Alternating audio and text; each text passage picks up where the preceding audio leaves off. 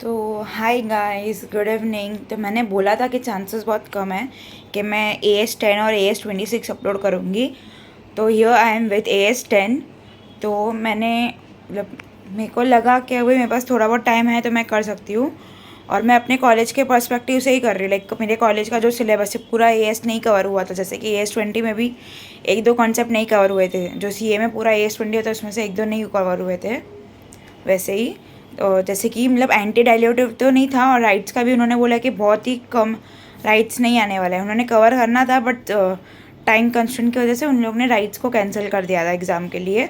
तो वैसे ही AS10 में भी मैंने देखा अभी पूरा PPT, तो उसमें बहुत से टॉपिक्स है क्योंकि जो मैंने मेरे पास नया मॉड्यूल आ चुका है CA का। ये देखो, तो इसको मैंने देखा अपने PPT से कंपेयर किया तो मेरे PPT में सिर्फ 6 से 7 टॉपिक है, और इसमें तो बहुत ज़्यादा टॉपिक है। ऑब्वियस है कि CA का सिलेबस वास्ट होता है BCom से। तो इसलिए मैं उस मेरे कॉलेज के पर्सपेक्टिव से और मेरे कॉलेज के जो क्लासमेट्स या फ्रेंड्स हैं उनके हेल्प के पर्सपेक्टिव से मैं बना रही हूँ AS10 पे वीडियो।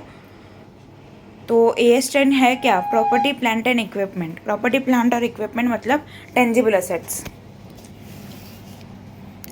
और अभी मैं बोर्ड पे दिखाऊंगी कि AS10 किस किस पे एप्लीकेबल है और किस किस पे एप्लीकेबल नहीं है।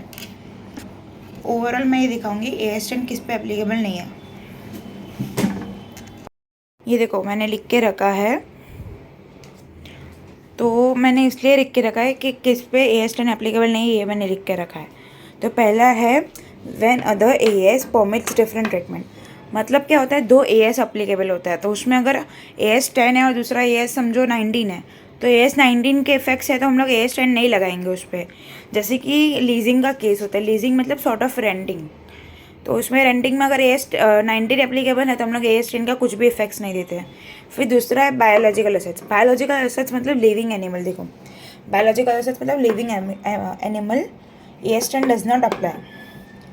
और अदर देन बैरल प्लांट्स मतलब लिविंग एनिमल्स पे अप्लाई नहीं होता है, बट बैरल प्लांट्स मतलब क्या, जिस ऐसे ऐसे प्लांट्स जिससे हम लोग को रिटर्न में कुछ मिलता है। अगर जैसे कि मैंगो ट्री है तो मैंगो ट्री बैरल प्लांट्स। अगर सिर्फ मैंगो होता ना तो वो AS2 इन्वेंट्री में एप्लीकेबल हो जाता। तो देखो, plants AS10 apply to barrel plants. Barrel plants का मतलब अल्टीमेटली मतलब ये होता है कि उससे हम लोग को कुछ रिटर्न में मिलता है। फिर wasting assets like mineral rights. तो मिनरल राइट्स पे भी हमारा AS10 अप्लाई नहीं होता है। मिनरल राइट्स मतलब वो जो KGF में कवर हुआ था ना, वो खान वगैरह, उसमें नहीं कवर होता है। और चौथा है इन्वेस्टमेंट प्रॉपर्टी, AS13। मतलब ये इसके जैसे ही हो गया, बट ये AS इन्वेस्टमेंट एक टेंजिबल असेट है, इसलिए अलग से कवर किया है कि AS इन्वेस्टमेंट पे AS13 कवर होता है, इसलिए AS10 एप्लीकेबल नहीं होगा। और ये PPE मतलब टेंजिबल असेट्स होता है, तो मैं लिख देती हूँ यहाँ पे टेंजिबल असेट्स। टेंजिबल मतलब जिसको हम देख सकते हैं, टच कर सकते हैं। ठीक है, तो बायोलॉजिकल एसेट समझ में आ गया। फिर बैरल प्लांट समझ में आ गया। अभी हम लोग देखेंगे रिकॉग्निशन क्राइटेरिया। तो हम लोग रिकॉग्निशन से पहले ऑब्जेक्टिव्स देखेंगे कि AS10 है क्या और क्यों है। आई मीन तो ये है to prescribe accounting treatment for PPE। Prescribe मतलब टू सजेस्ट कि प्रॉपर्टी, प्लांट और इक्विपमेंट का अकाउंटिंग ट्रीटमेंट क्या होगा, ताकि users of financial statement, FS मतलब फाइनेंशियल स्टेटमेंट, देख सके information about investment made by the enterprise in PPE और चेंजेस अगर कुछ करना है तो। मतलब कि हम लोग को ऑब्जेक्टिव क्या है इसका, कि हम लोग को सजेस्ट करे वो लगा तो दिखा है AS10 कि हम लोग प्रॉपर्टी, प्लांट और इक्विपमेंट के लिए कैसे अकाउंटिंग ट्रीटमेंट कर सकते हैं, लाइक उसका इफेक्ट क्या होगा फाइनेंशियल स्टेटमेंट पे। तो जो यूज़र्स होते हैं फाइनेंशियल स्टेटमेंट के, यूज़र्स कौन होता है? Government, customers, investors, share holders, lenders, vendors, सब ये यूज़र्स होते हैं फाइनेंशियल स्टेटमेंट के, ताकि उनको इन्फॉर्मेशन मिले कि जो कंपनी का वो लोग देख रहे हैं फाइनेंशियल स्टेटमेंट, उन लोग ने इन्वेस्टमेंट कैसे किया है प्रॉपर्टी, प्लांट और इक्विपमेंट में, और उसमें कुछ चेंजेस है क्या, या फिर करने लायक कुछ चीज़ है चेंजेस। हमने अभी तक हम लोग ने देखा स्कोप और ऑब्जेक्टिव। तो ऑब्जेक्टिव का क्लिप है, और स्कोप में मतलब किस पे अप्लाई नहीं होता है AS10। अब हम लिखेंगे रिकॉग्निशन क्राइटेरिया। तो रिकॉग्निशन क्राइटेरिया मतलब हम लोग PPE को कैसे, कौन से कॉस्ट पे देखेंगे। तो मैं दिखाती हूँ, देखो। The cost of an item of PP should be recognized as an asset if and only if it is probable that future economic benefits associated with the item will flow to the enterprise and the cost of the item can be measured reliably.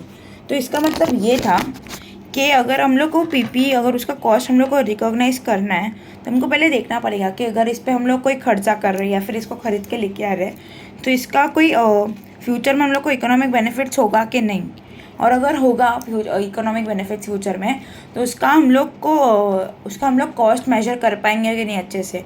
मतलब समझो अगर मैंने किसी store को renovate किया है तो renovation से हमको क्या मिलेगा, फ्यूचर बेनिफिट्स मिल सकता है कि हाँ वो अट्रैक्टिव, अगर प्लेस अट्रैक्टिव बन जाएगा तो हमारा सेल्स बढ़ने के चांसेस है। तो उससे हम लोग, और कॉस्ट भी हमको पता है कि रिनोवेशन में इतना खर्चा हो तो वो हम लोग मेजर कर सकते हैं। The cost of the item can be measure reliably. तो ये दोनों पॉइंट हम लोग को ध्यान में रखना है। ये था recognition,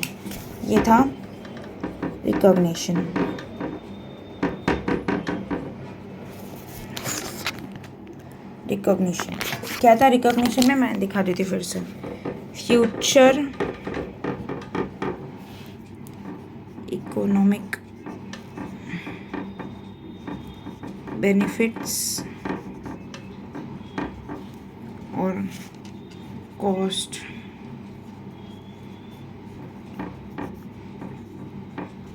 major reliably.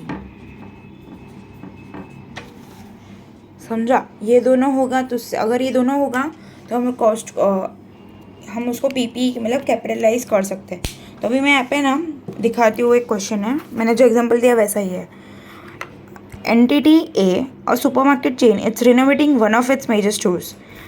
The store will have more available space for in-store promotion outlets after the renovation and will include a restaurant. Management is preparing the budgets for the year after the store reopens, which includes the cost of remodeling and expectation of 15% increase in sales resulting from the store renovations, which will attract new customers. State whether the remodeling cost will be capitalized or not.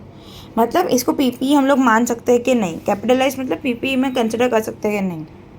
तो देखो इसमें क्या है कि the expenditure is in remodelling of the store will create future economic benefits in the form of 15% of increase in sales and the cost of remodeling can be measured reliably, therefore it should be capitalized.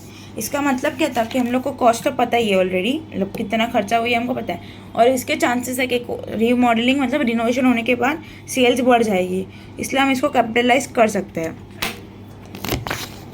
तो अभी हम लोग ने देखा कि recognition criteria क्या होता है पीपीई का। तो अभी हम देखेंगे उसको कौन से कॉस्ट पे डालेंगे। तो कॉस्ट दो पार्ट में डिवाइडेड है। पहले हम इसको मेजरमेंट एट रिकॉग्निशन, इसमें दो कॉन्सेप्ट है, मेजरमेंट एट रिकॉग्निशन और measurement after recognition. At recognition मतलब कॉस्ट हम लोग ने रिकॉग्निशन क्राइटेरिया तो हमको पता चल गया, future economic probable future economic benefits, मतलब इसमें तो क्वेश्चन में दिया था कि 15% सेल्स होगा, पर अगर हम लोग कोई ऐसा कुछ करते हैं जिससे हमको पता है कि फ्यूचर में हम लोग को बेनिफिट होगा और उसका कॉस्ट मेजरेबल है तो उसको रिकॉग्नाइज करते हैं पीपीई के लिए, ठीक है। तो उसका कॉस्ट कैसे निकालेंगे, तो कॉस्ट उसमें दो तरीके के होते हैं, एक होता है इनिशियल, एक होता है सब्सिक्वेंट। इनिशियल मतलब परचेज कॉस्ट या अक्वायर किया है या फिर नया बना है, अक्वायर मतलब परचेज, कंस्ट्रक्ट, समझा। इनिशियल मतलब स्टार्ट पे, और सब्सिक्वेंट मतलब तो हम लोग ने जो असेट खरीदा था उसके ऊपर कोई खर्चा किया है उसको सब्सिक्वेंट बोलते हैं, मतलब बाद में कौन से खर्चे किए, मतलब उसमें हम लोग ने कुछ एडिशन करवाया। अब समझ लो क्या सा फॉर एग्जांपल कोई मशीनरी था तो उसके नए वर्जन में कोई नया फीचर है जो हम लोग अपने वर्जन वाले मशीनरी में अपने मॉडल में ऐड ऑन करवा सकते हैं, तो हम लोग ने ऐड कर दिया। फिर कर सकते हो हम लोग, या तो हम लोग ने रिप्लेस कर दिया, रिप्लेसमेंट का भी तो कॉस्ट होता है ना कभी कभी। और रिप्लेसमेंट पूरा नहीं, replace some part, replace part of it. Last time हम लोग ने सर्विसिंग कराया था,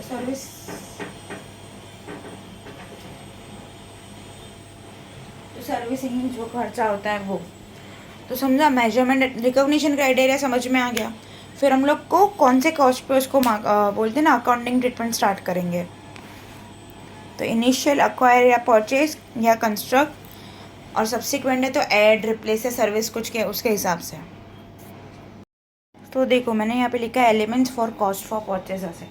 तो हम लोग ने देखा रिकॉग्निशन क्राइटेरिया देखा, फिर हम लोग ने देखा मेजरमेंट एट रिकॉग्निशन, मतलब कौन से कॉस्ट हम लोग रिकॉग्नाइज करेंगे। तो उसमें था इनिशियल और सब्सिक्वेंट। इनिशियल में दो थे, एक्वायर और परचेज, और दूसरा कंस्ट्रक्ट, मतलब खुद कंस्ट्रक्टेड। तो पहले हम लोग कहेंगे अगर परचेज किया है तो उसमें हम लोग कैसे कॉस्ट को देखेंगे, तो उसमें क्या क्या इंक्लूड होगा हम लोग ये देखेंगे।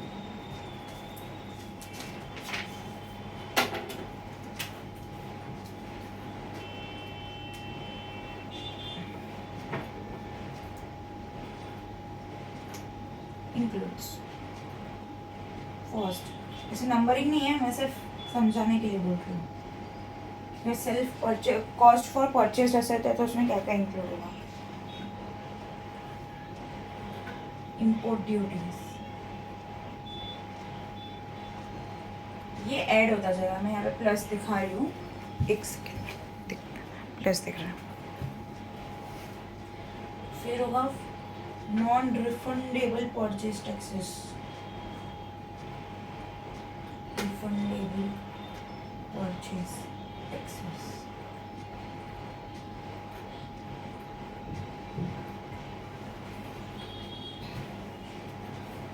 फिर हम लोग लेस करेंगे ट्रेड डिस्काउंट्स,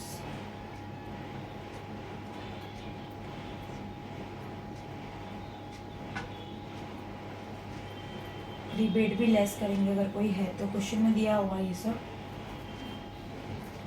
फिर आएगा attributable cost, directly attributable cost,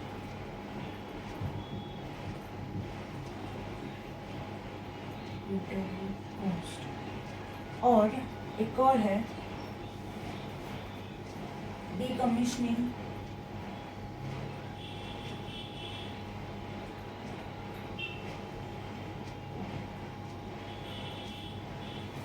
restoration,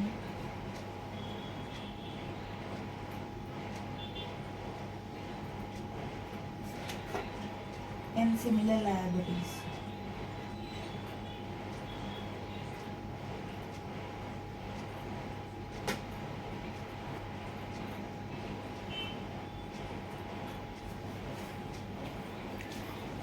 तो ये सब इंक्लूड होगा, purchase price, import duties, non refundable purchase taxes, और ट्रेड डिस्काउंट्स और रिबेट्स लेस होगा, डायरेक्टली एट्रीब्यूटेबल कॉस्ट और decommissioning, restoration, similar liabilities add होगा, इंक्लूड होगा। तो अभी directly any cost directly attributable to bringing the asset to the location and condition. Directly attributable cost मतलब क्या, कि हम लोग को जो असेट है, जो इक्विपमेंट है, असेट है, जो आइटम है, मशीनरी है, प्लांट्स है, प्लांट एंड मशीनरी है, कोई इक्विपमेंट है, कोई फर्नीचर है, कोई फिक्सचर है, तो उसको हम लोग को अगर कहीं लोकेशन से जहाँ अपने फैक्ट्री में लाना है, अगर हम लोग को शोरूम से फैक्ट्री में लाना है, तो उसमें जो भी कॉस्ट होगा, या फिर उसका इंस्टॉलेशन कॉस्ट है, फिर उसका कैरिंग फ्रेट कॉस्ट है, वो सबको ऐड होगा, वो डायरेक्टली एट्रीब्यूटेबल कॉस्ट होता है। तो यहाँ पे मेरे पास एक और examples of directly attributable cost. Cost of employ benefits arising directly from the construction और acquisition of the item PPE। Cost of site preparation, initial delivery and handling cost, तो मैंने फ्रेट बोला तो वो डिलीवरी और हैंडलिंग कॉस्ट हो जाएगा। फिर इंस्टॉलेशन बोला, फिर testing whether the asset is functioning properly after deducting the net proceeds from selling any items, professional fees, मतलब अगर इंस्टॉलेशन वाले को वो उसको कोई फीस देना है, और इसको जब भी नया मशीन लाते हैं तो उसको डेमो हम लोग चेक करते हैं, और अगर वो हम लोग ने सेल किया और उसमें कुछ गड़बड़ निकला तो उसका जो कॉस्ट होगा वो। तो यहाँ पे एक फॉर्मेट है, मैं वो दिखाती हूँ। उसके पहले हम लोग एक सम कर लेते हैं। Entity A has an existing freehold factory property which it intends to knock down and redevelop During the redevelopment period, the company will move its production facilities to another site. The following incremental cost will be incurred. Setup cost 5 lakh, install machinery in the new location. Rent of 15 lakh. Removal cost of 3 lakh to transport the machinery from the old location to the temporary location. Can this cost be capitalized into the cost of new building? मतलब जो property है उसको हम लोग को redevelop करना है और फिर तभी के लिए हम लोग को जो अपना असेट है उसको उसकी लोकेशन से चेंज करना है. तो ये सारे कॉस्ट को हम लोग कैपिटलाइज करेंगे न्यू कॉस्ट के रीडेवलपमेंट के कॉस्ट में. तो देखो ये सारे कॉस्ट हम लोग कौन से कॉस्ट को इंक्लूड करते हैं. अगर हम लोग देखो पहले तो हम लोग कंस्ट्रक्ट करेंगे या एक्वायर करेंगे नया असेट, तो उसको जो इंक्रीमेंटल कॉस्ट होता है उसको अगर अवॉइड करना है हमको, तो हम लोग असेट फिर नया खरीदना ही नहीं है, तो फिर कंस्ट्रक्ट नहीं करना है. बट अगर ये सब को और ये सब इंक्लूड होगा कि नहीं इस असेट के, नहीं जो नए हम लोग को प्रॉपर्टी बनानी है उसके रीडेवलपमेंट में ये सारे कॉस्ट इंक्लूड हो गए कि नहीं, तो यहाँ पे खर्चा हुआ है सेटअप का, रेंट का और रिमूवल का, तो ये सब डायरेक्टली एट्रीब्यूटेबल है कि नहीं असेट से हम लोग देखते हैं. तो बिल्डिंग बनाने के लिए ये लोग तो कंपनी वहाँ पे काम कर रही थी ऑलरेडी और उसको उन लोगों ने लोकेशन चेंज की है. तो अपने ऑपरेशन मतलब जो काम अगर बिल्डिंग ए में कर रही थी, तो अगर बिल्डिंग ए को उनको रिडेवलपमेंट करना है तो वो लोग बिल्डिंग बी में शिफ्ट हो रहे, तो वो बिल्डिंग रिडेवलपमेंट का कॉस्ट नहीं होता, ये ऑपरेशन मतलब काम करने की जगह बदल रही है, इसलिए इसको कैपिटलाइज नहीं करेंगे. तो इसमें सोल्यूशन कैसे लिखा है मैं पढ़ती हूँ एक बार, दिखाने की कोशिश करती हूँ. May be it's visible. देखो ये सोल्यूशन है. अब मैं एक और बार दिखा देती हूँ अगर स्क्रीनशॉट लेना है तो किसी को. मैं लिंक अपलोड करती हूँ बट वो मेरे चैनल अब तक वेरीफाई नहीं हुए ना, इसलिए क्लिकेबल नहीं होता, इसलिए फिर मैं डायरेक्ट सोर्स डालती हूँ. तो अभी मैं बोलती हूँ उसको रीड करती हूँ.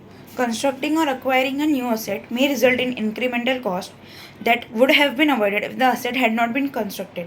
मतलब अगर इंक्रीमेंटल कॉस्ट अगर तुमको ऐड करना ही नहीं है, मतलब कंस्ट्रक्शन का और एक्वायरिंग का कॉस्ट कब आएगा, जब तुमको ये असेट का नया असेट लेना है या फिर कंस्ट्रक्ट करना है.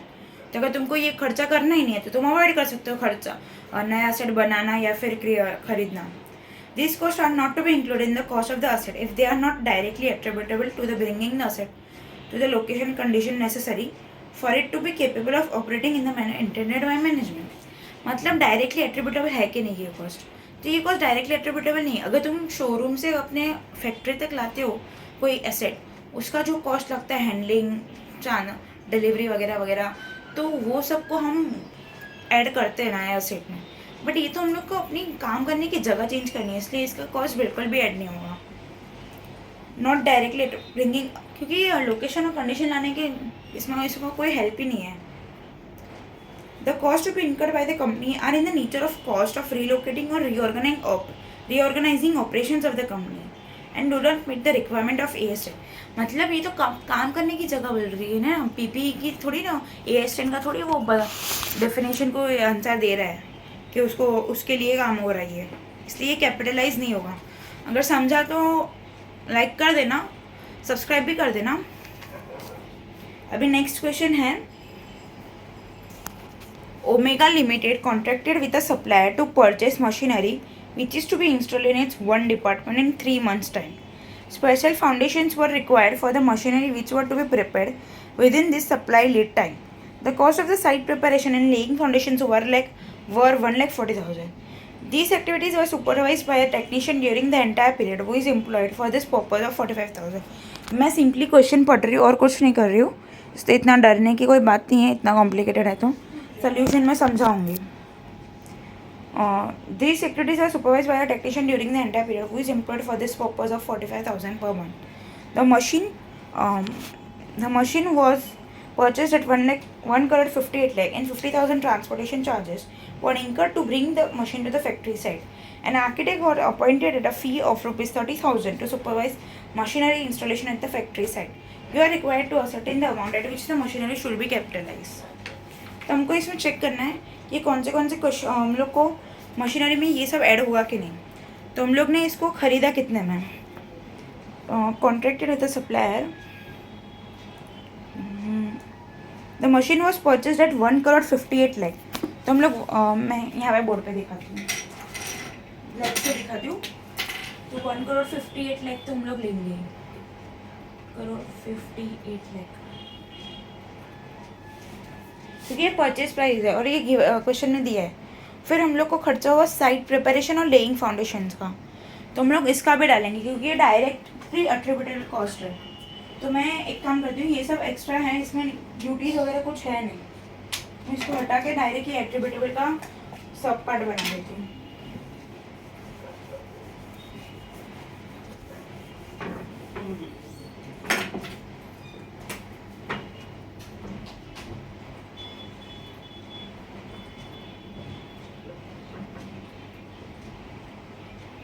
ये मैंने CA इंटर की नए सिलेबस से एडवांस अकाउंट जो पेपर वन है उसका यूनिट 2 है इसमें, और ये इलिस्ट्रेशन 3 है। मैं ये भी बता देती हूँ, अगर किसी को कंसिडर करना है तो इसको इलिस्ट्रेशन 3, ये देखो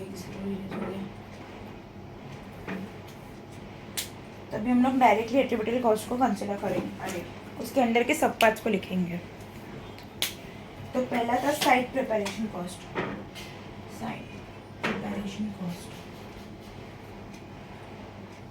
हम लोग इसको पहले इनर कॉलम में लिख देंगे क्योंकि इसके अंदर ही बहुत सारे आ जाएंगे, ऑलमोस्ट सारे के सारे इसमें ही आ जाएंगे, क्योंकि डायरेक्टली एट्रीब्यूटेबल में मतलब देखो वो सारे ऊपर जो मैंने लिखे थे वो इम्पोर्ट ड्यूटीज़ और टैक्सेस वगैरह वो अलग से अमाउंट होता है, और डायरेक्टली एट्रीब्यूटेबल में बहुत सारे होते हैं, सेटअप, डिलीवरी वगैरह वगैरह। तो साइट प्रिपरेशन का कॉस्ट है इसका 1,40,000, तो ये 1,40,000 आ गया। फिर इसका अमाउंट है टेक्नीशियन सैलरी,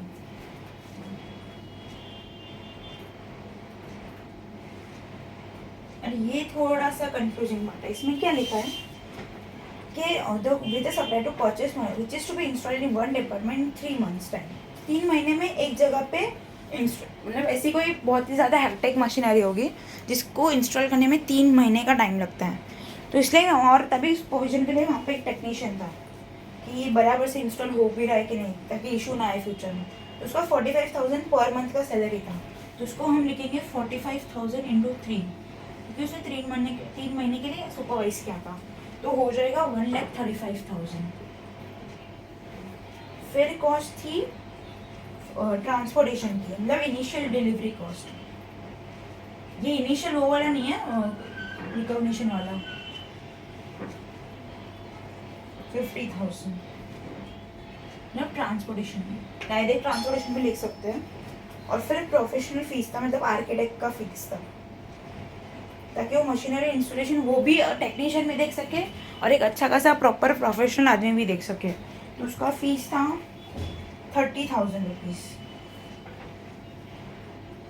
जिसको हम पहले टोटल मारेंगे, तो that will be around 2,75,000 plus 50,000, that will be 3,25,000 and 3,55,000।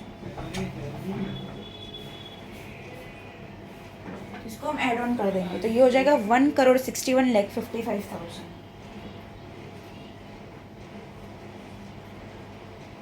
ये समझा?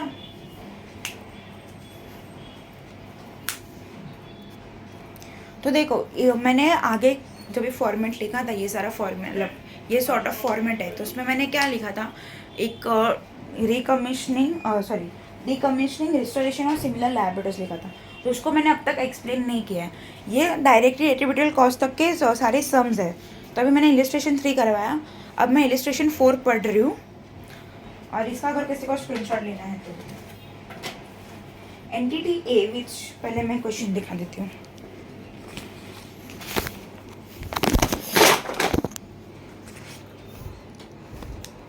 बुक गिर गया था गलती से। The entity which operates a major chain of supermarkets has acquired a new store location. The new location acquires a significant renovation expenditure. Management expects that the renovation will last for 3 months, during which the supermarket will be closed. Management has prepared the budget for this period, including expenditure related to construction and remodeling cost, salaries to staff who will be preparing the store before its opening, and related utilities cost. What will be the treatment of such expenditures? इसमें हमको देखना है कि ये सारे price को हम लोग गिनेंगे कि नहीं। जैसे कि रीमॉडलिंग वाला मैंने पहले भी इलस्ट्रेशन 1 ही मैंने दिखाया था,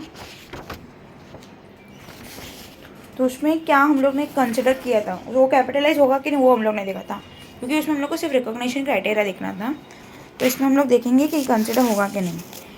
तो कॉस्ट ऑफ कंस्ट्रक्शन, क्योंकि ये तो नेसेसरी है, कॉस्ट ऑफ कंस्ट्रक्शन और रिमॉडलिंग को तो लाना पड़ेगा, कि इंक्लूड करना पड़ेगा, क्योंकि ये स्टोर को फिर से रिकन्स्ट्रक्ट करके बेचने की हालत, मतलब उसके अंदर के प्रोडक्ट्स बेचने की हालत में बनाने के लिए, कंडीशन में लाने के लिए ये तो नेसेसरी है ताकि उधर काम हो सके।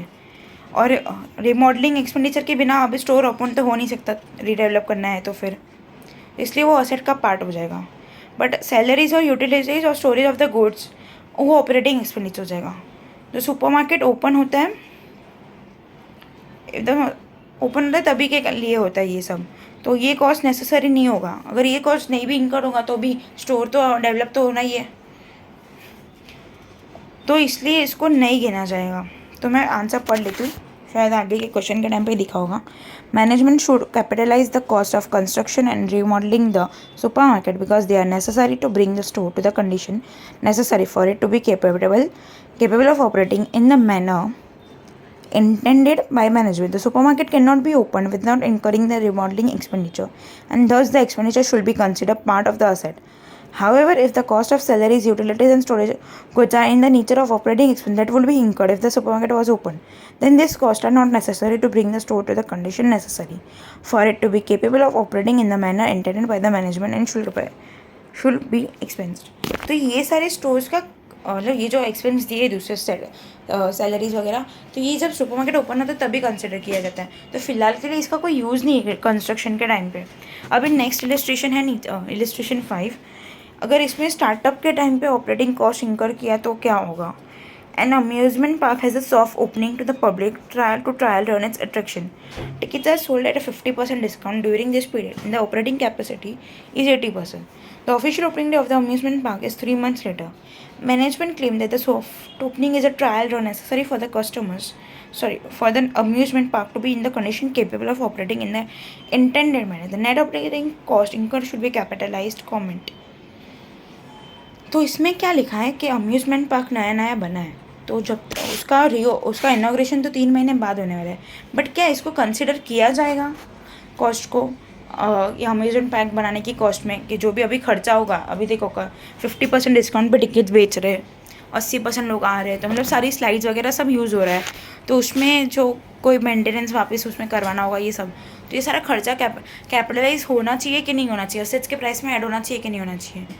तो आपको क्या लगता है, आंसर तो देखा ही होगा शायद गलती से भी, तो क्या लगता है होगा कि नहीं होगा। मेरे को तो लगता है नहीं होना चाहिए। देख भी लेते हैं आंसर, क्योंकि ये सारे कॉस्ट अम्यूज़मेंट पार्क बनाने में तो नहीं है ना उसको ऐसा दिखाने के कंडीशन लाने कि जैसे लोग कस्टमर्स जाएंगे तो ये वो स्लाइड्स ओपन दिखेगी सबको, ऐसा तो नहीं है ना।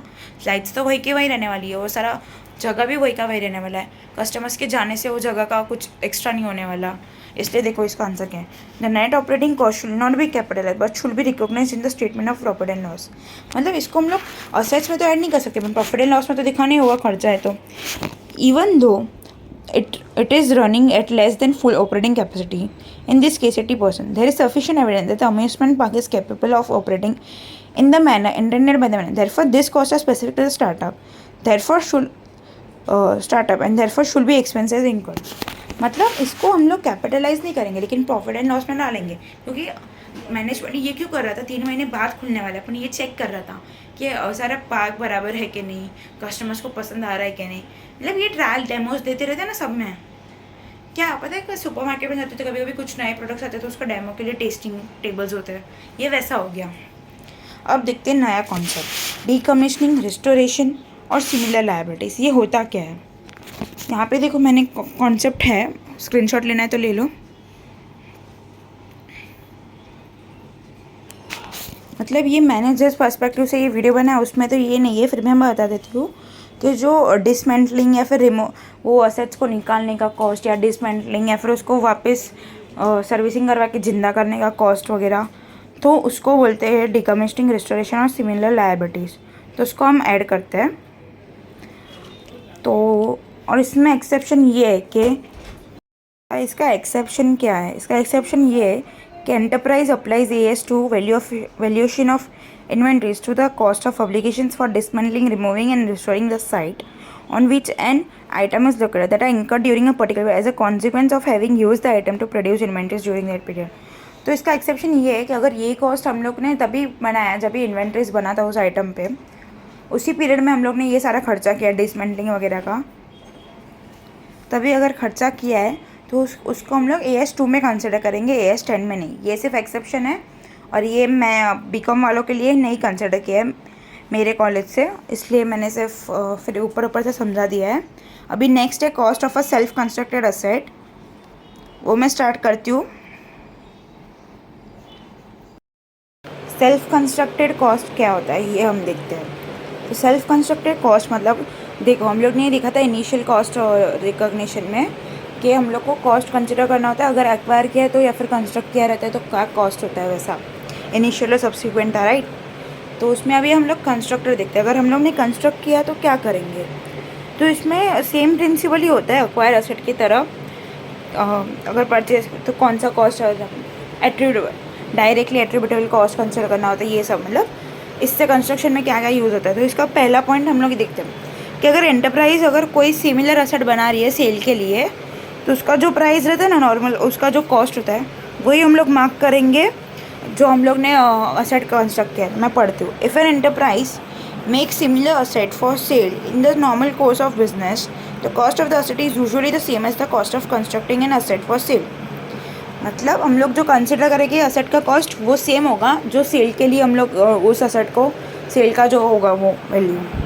और इसलिए internal profits are eliminated in arriving at source. इसलिए जो इंटरनल प्रॉफिट्स होता रहता है सेल के टाइम पे वो सबको हम लोग एलिमिनेट करते हैं, मतलब उसको कंसिडर ही नहीं करते हैं, हम लोग डायरेक्टली कॉस्ट देखते हैं.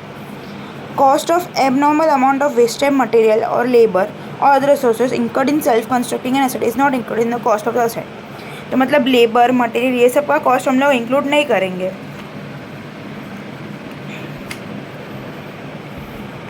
असेट के कॉस्ट में AS16 establishes criteria for recognition of interest as a component of the carrying amount of a self-constructed item of PPE. Bearer plans are accounted for in the same way as self-constructed items of PPE before they are in location and condition necessary to be capable of operating in the manner intended by the management. मतलब bearer plans को भी वैसे ही हम लोग consider करते हैं जैसे कि मतलब उसका मैंगो ट्री को हम कंसिडर करेंगे क्योंकि वो मैंगो देने के लिए उसको कंस्ट्रक्ट होना होगा, ट्री को ग्रो होना होगा. वैसे यहाँ पे सेल्फ कंस्ट्रक्टेड मतलब असेट्स को कंस्ट्रक्ट करके हम उसका कॉस्ट बेस देख सकते हैं.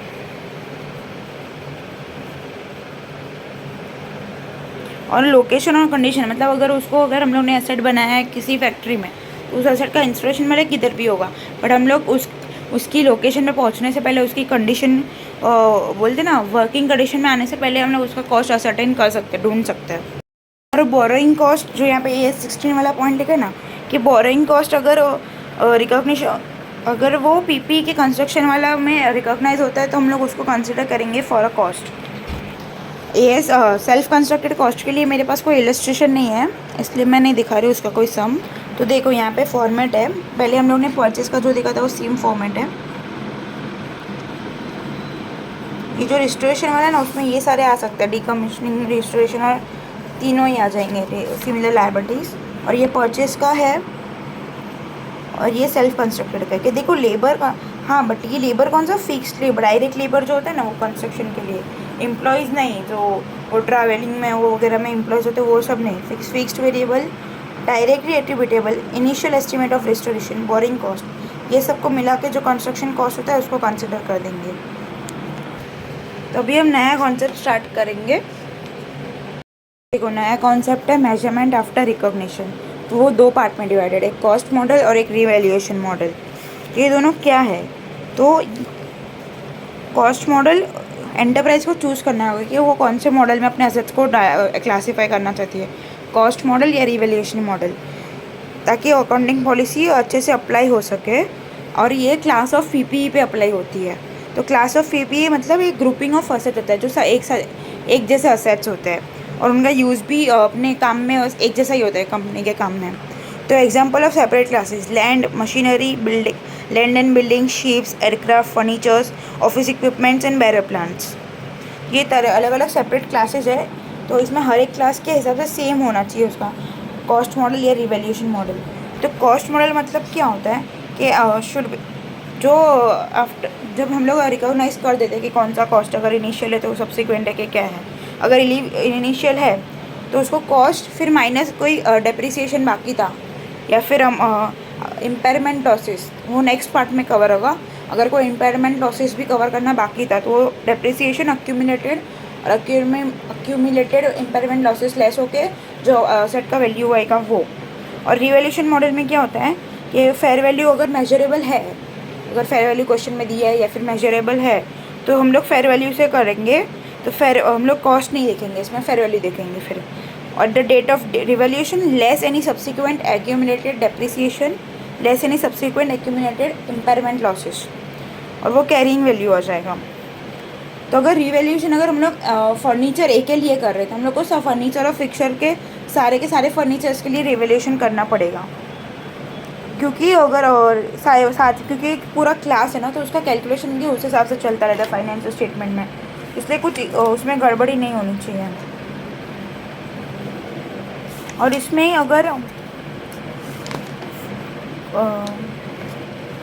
एक पहले क्वेश्चन देख लेते हैं। Entity A is a large manufacturing group, it owns a number of industrial buildings such as factories and warehouses and office buildings in several capital cities.